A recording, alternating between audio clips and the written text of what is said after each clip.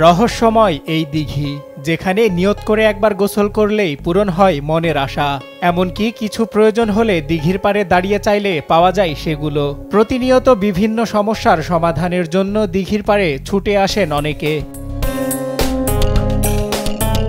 গ্রামের যে কোনো অনুষ্ঠান হলে রাতের বেলায় দিঘির পাড়ে গিয়ে থালা বাসন হাঁড়িপাতিল সহ বিয়ের প্রয়োজনীয় জিনিসপত্র চাইলে ভেসে উঠত ভোরে। অনুষ্ঠান শেষে রাতের অন্ধকারে পানিতে ছেড়ে দিলে তা মিলিয়ে যায়। এদিকে আবেদ আলীর ছেলের বিয়ের সময় দিঘির কাছে থালা বাসন চাওয়া হয়, পরে তা পেয়েও যায় ভোর রাতে। কিন্তু অনুষ্ঠান শেষে তার স্ত্রী সবকিছু ভাসিয়ে দিলেও লুকিয়ে রাখে একটি কাঁসার বাটি। তার পরের দিন পাগল হয়ে যায় সেই নারী। এরপর থেকে দীর্ঘদিন অসুস্থ থেকে অবশেষে মারাই যান তিনি। সেই থেকে কিছু চাইলে ভেসে উঠত না এই দিঘি থেকে।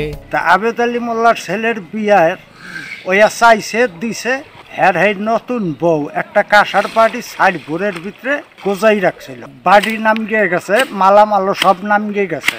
নামার পরের থেকে আর কে চাইলে দিত না, কিন্তু এই বংশ নিপাত হয়ে গেছে নাই। মাদারীপুরের কালকিনি উপজেলার খাতিয়াল গ্রামের সেনাপতির দিঘি। বিভিন্ন সমস্যার সমাধানের আশায় গোসলের জন্য ভিড় করছেন সাধারণ মানুষ। কেউ মানত করে রোগ মুক্তির জন্য, কেউ সন্তান লাভের জন্য, বা কেউ স্বামীর সংসারের শান্তি লাভের জন্য। 350 বছরের এই দিঘিতে এভাবে মানত করছে মানুষ।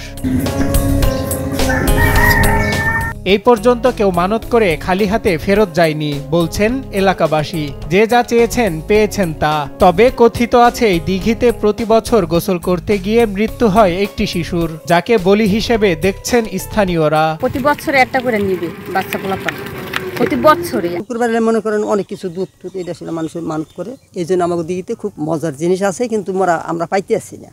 বা এই দিঘির অনেক উপকার আছে। এখানে মনে হলো যে মানত করে ছেলে সন্তান যদি না হয়, তাহলে মনে হয় এই দিঘির উছিলায় আল্লাহর মনে হয় তার ছেলে সন্তান হয়।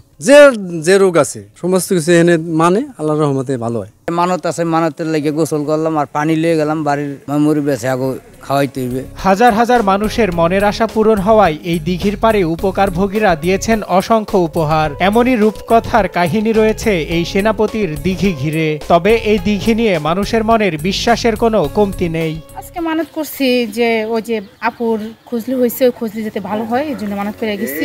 নাইয়া গেছে আর একটা শিং মাছ সারিয়ে গেছে, আল্লাহর রহমতে এই ঘড়িতে খুজলি ভালো হয়েছে।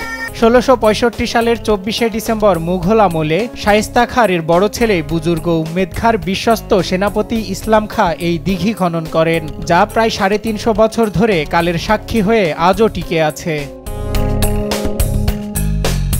প্রায় 350 বছর ধরে নিজ মহিমায় কালের সাক্ষী হয়ে আজও টিকে থাকা এই ঐতিহাসিক দিঘিকে সংরক্ষণের উদ্যোগ নেওয়ার দাবি স্থানীয়দের। সজল বিশ্বাস, নিউজ ডেস্ক, দেশ টিভি।